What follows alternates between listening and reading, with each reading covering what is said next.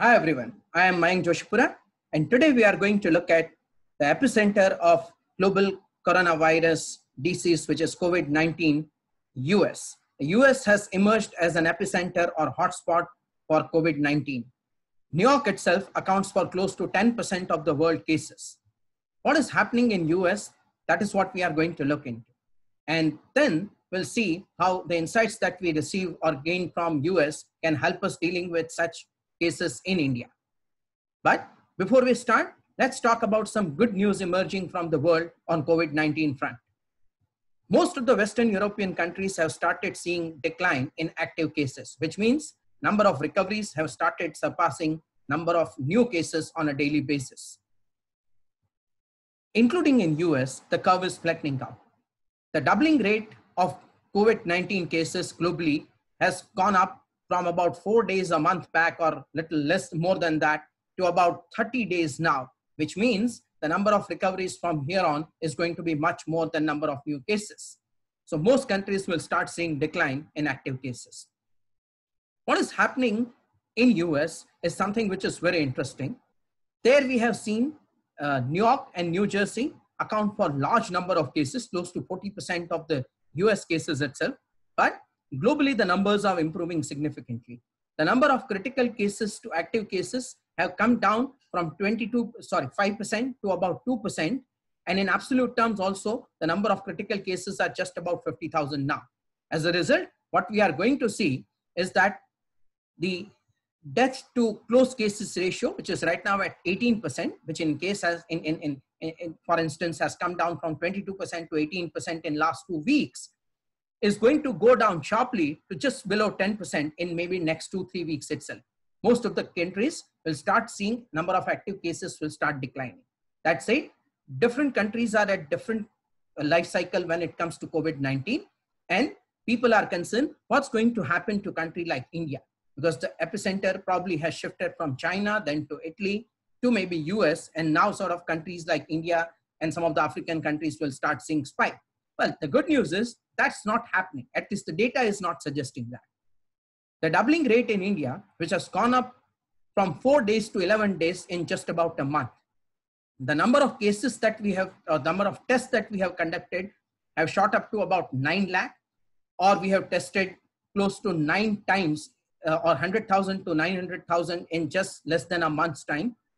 That said, when it comes to the case per test ratio in India, which is just about 4%, it's a basic kind of indicator for what's the infection that we have. People are always asking question, is India testing enough? And what do we mean by enough testing? That itself is a big question mark. What we see in US for that matter, they've tested about 20,000 per million population, which is about 2%. Now, whether 2% is a good number, we don't know.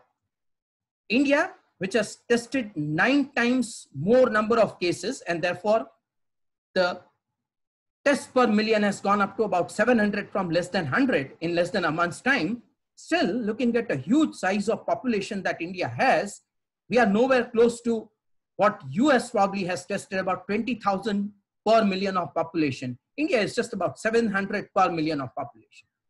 And the question that people are kind of asking all the time is our ratio or number of cases that are not going up at the rate which people probably would have expected looking at country like Italy. Are we testing enough? And should we start testing more on a random basis and looking at some asymptomatic testing as well? But before getting into this, we'll have to see whether India belongs to that high incidence universe or low incidence universe, or which parts of India require random testing, which part of India may not require random testing. While for now, Indian data may not be reliable for many of us, it's important to see what is happening in US, where they have already conducted more than 6 million tests. And the total number of tests per million of population on an average is about 20,000. New York has total number of tests per million at about 45,000. So they've almost tested 4.5% of the total population. What we want to see at this point of time is what is happening in US.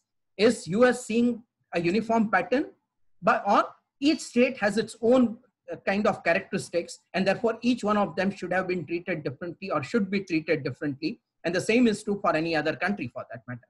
But the fact remains is US is one of the high incidence universe, but the infection rate is probably much higher than some of the other countries.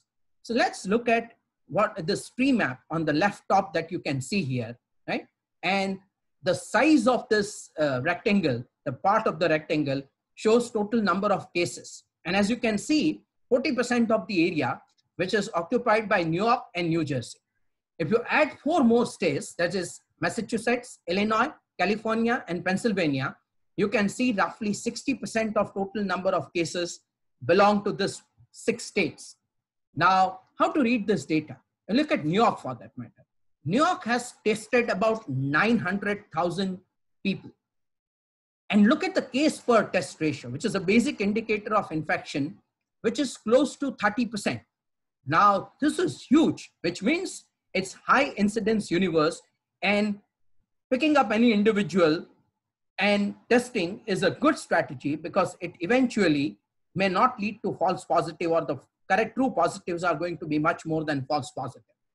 Now, this is New York. Now, look at New Jersey for that matter. That's huge. Total number of tests conducted at about 246,000. The number of cases are 118,000. Now, that's a huge, huge number. That shows case to test ratio at about 48%.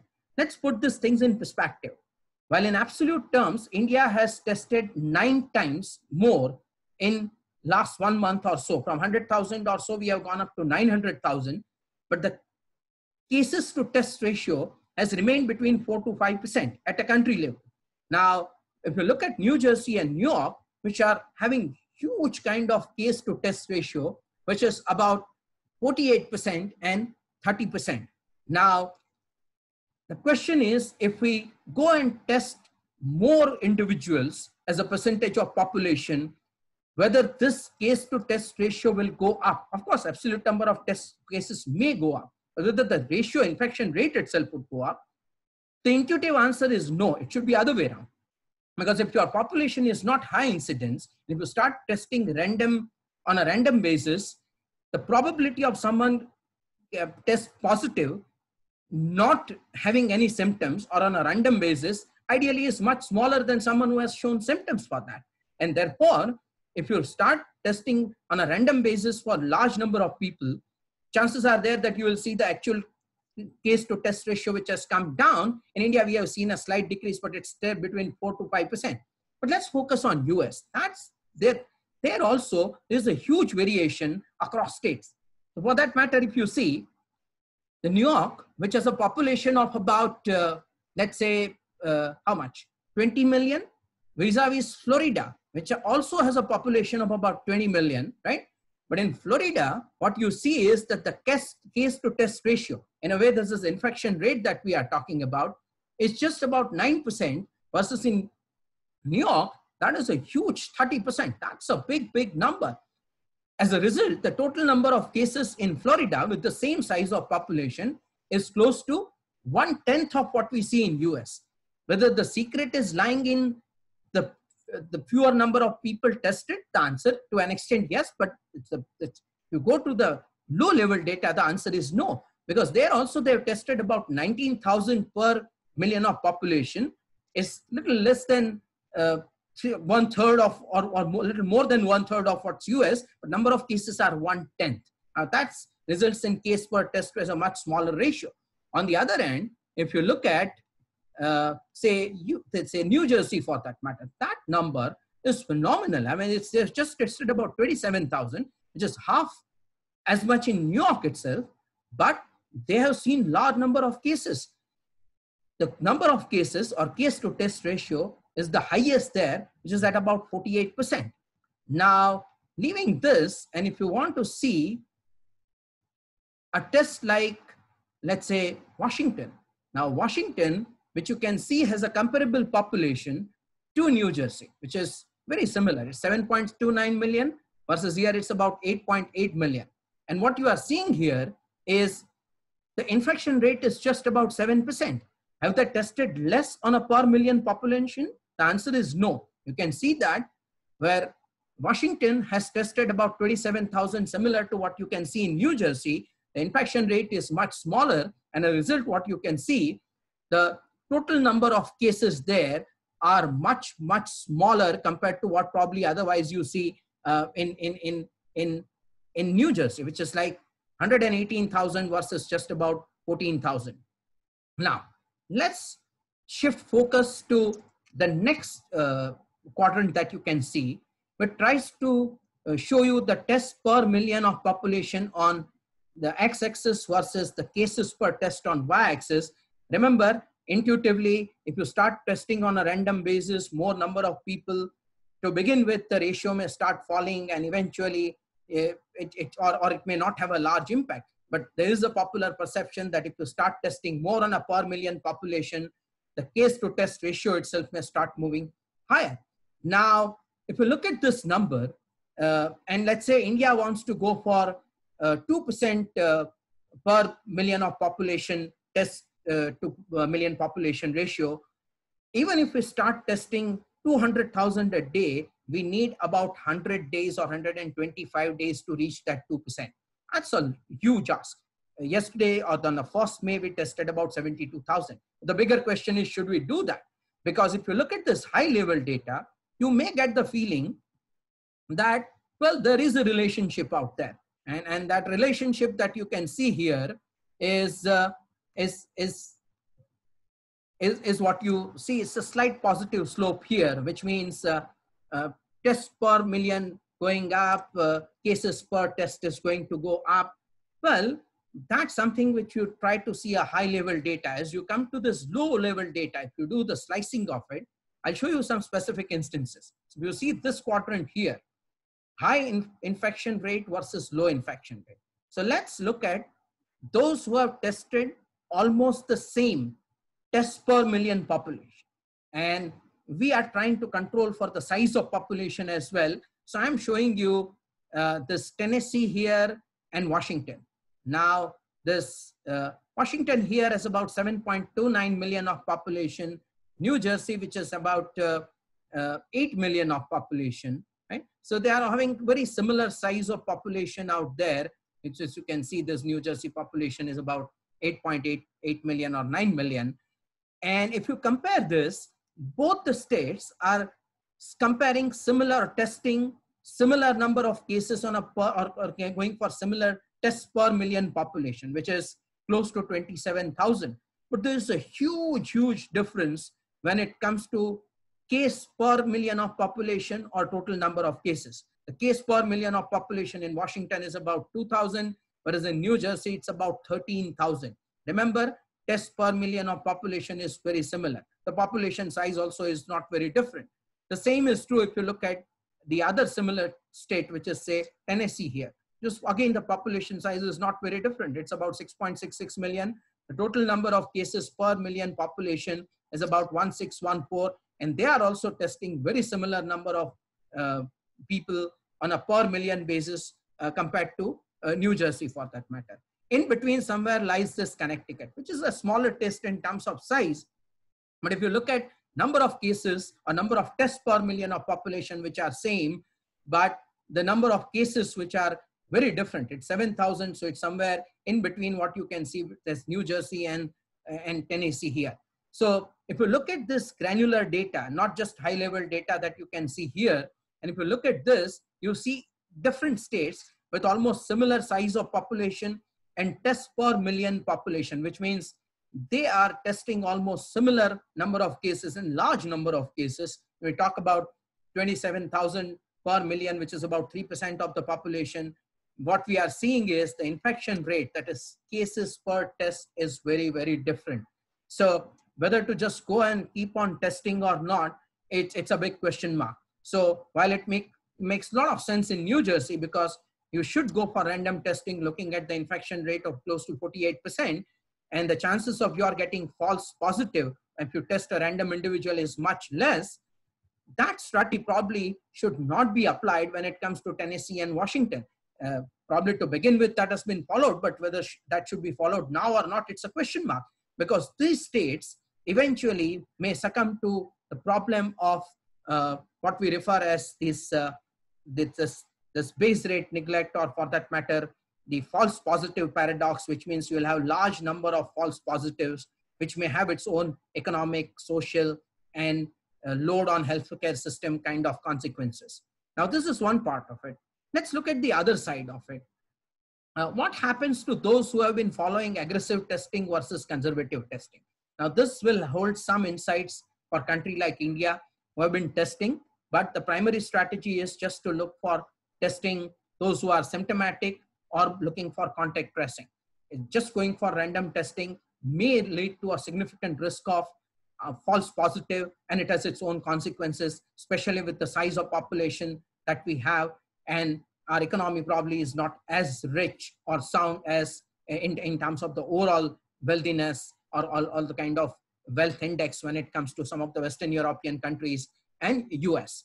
So if you look at this map here, this also shows some interesting insights. If now we are trying to look at horizontally rather than vertically, so what we want to see is those who have tested very aggressively. So for that matter, if you look at this Massachusetts, so Massachusetts has population of about 7 million. The infection rate or the case to test ratio is about 23%. And what you can see there is they have conducted roughly about 40,000 tests on a per million basis. On the other end, the Colorado, which is not a small test, it's a state, which is similar. It's about 5.5 million. They have gone and just tested about the 12,000 tests per million of population. And if you look at the case per test ratio, so the infection rate that you can see for Massachusetts versus Colorado, both are similar, which is 22%, which is high. So if you look at this, you will find several instances. For example, Louisiana, which has tested about 35,000 on a per million basis, whereas Virginia, which has tested roughly about 10,000 only or 11,000 only. And there also what you can see is the size of population is Virginia is much larger, but what you can see is the infection rate is very similar, right? Of course, Rhode Island is much smaller, but they have gone and tested almost 60,000 kind of per million, and which is close to a large percentage of population, or the 50% of the population, because because they have much smaller population. The population is close to 1 million only, so it's not exactly 50%, but a large kind of chunk has been tested. On the other end, if you look at Kansas, which is again a smaller state here, or Ohio for that matter, which in a way is a large state. Kansas just tested about 10,000. Ohio, which has tested again about 10,000. And both of them, despite very large difference in their population, have shown very similar infection rate. So yes, the absolute number of cases may go up if you test more on a per million basis. But remember, the risk of false positive also keeps on increasing. And you also need to consider which category that you belong to, whether your country or your district or your zone belong to high incidence infection rate or low incidence infection rate. If some of the Indian states or cities belong to something like New York or New Jersey, which we see is a very high infection incidence zones, the random testing makes a lot of sense. Otherwise, this test per million of population and case per test or infection rate is a very, very weak relationship. And there are some extremes that we have seen, as you can see, New Jersey versus Washington or Tennessee for that matter, similar number of tests per million, and the results are very different. And when you look at India, we should look at if we belong to something even on a lower end of something like Washington or Tennessee, should we go for random testing for each and every state, each and every district, or we should do things very differently?